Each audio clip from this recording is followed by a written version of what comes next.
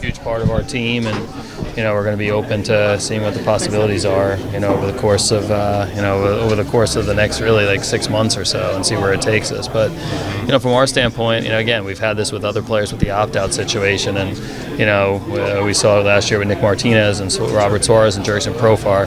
It is different than just a player that's a true free agent at the end of the year. He's got the opt-out scenario, and that kind of leads to different possibilities, and we'll see where things take us over the course of the next couple of weeks and months. But you have broached it with.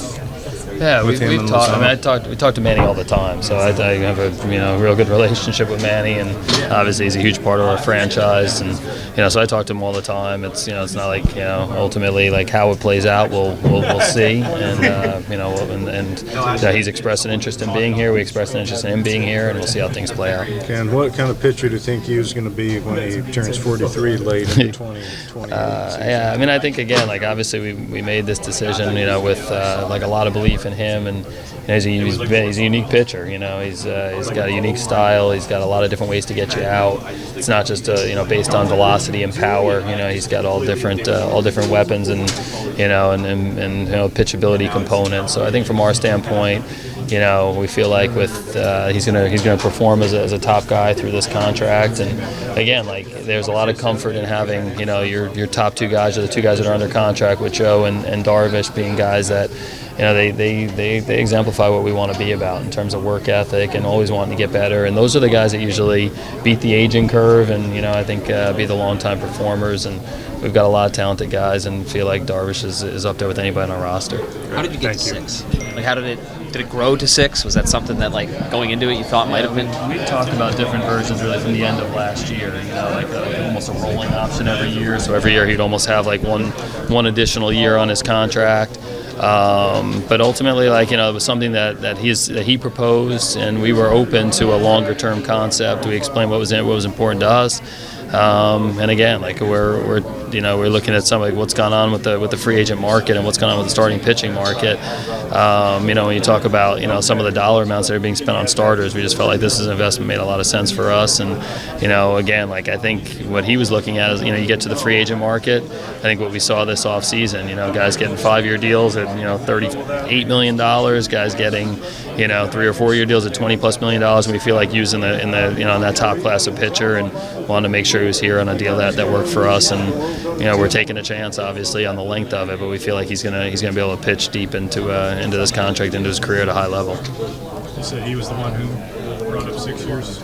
Yeah, we talked we were talking about like a longer term type possibility, and he signed 2 other 6-year contracts, and I think ultimately we were open to it. So that was something we went back and forth. But with Joel Wolf, he's easy to communicate with, and different possibilities. And again, I think with you and Seiko wanting to be here, we end up settling up on that number. So the structure helps you save a little on A&B as opposed to maybe what he would have gotten on a shorter-term deal.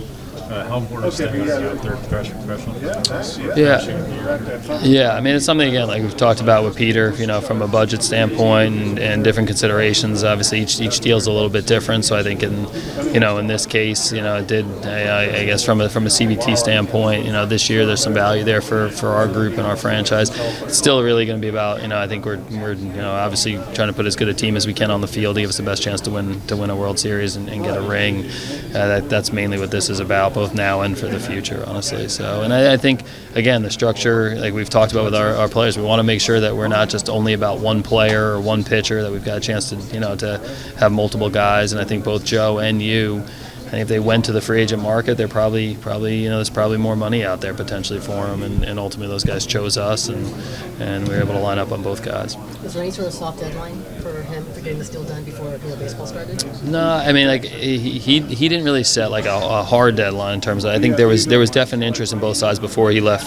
He's going to Miyazaki. He's going to the mini camp there for the Japanese national team for the WBC. So I think we kind of it was never set in stone where Joel or or you said, hey, it had to be done by this day. But I think for everybody, we kind of looked at it and said that we'd like to try to get something done by the time he's going to Japan, so he kind of knows, hey, this is how the year is going to set up for him, because he's, honestly, he's if Team Japan plays deep into the BC, he's not going to spend a ton of time with us this spring training. So I think we looked at it. He's been here all off season. We've had a lot of conversation. I think just, hey, before he got on the plane to head to Japan, we wanted to have some closure one way or another on it. How about for Manny? Same thing. I mean, his situation's different because of the opt-out, but is there optimism on both sides? Is there any sort of soft deadline for him when it talks good stuff? No, I mean, I think, again, like, each situation's different. I think from our deal, like, you kind of get into these things a lot, and then it kind of dictates a little bit where things are going. Like, if there's traction, sometimes that kind of can change some different dates and what people are thinking about. Again, I think, like, the biggest thing that I think almost all of our guys we've talked to about different situations, I think for the most part everybody's indicated, hey, like, when the season starts, they want to be able to go play baseball, and I think for us, like, we'll kind of go down each path individually and see where it stacks up. So.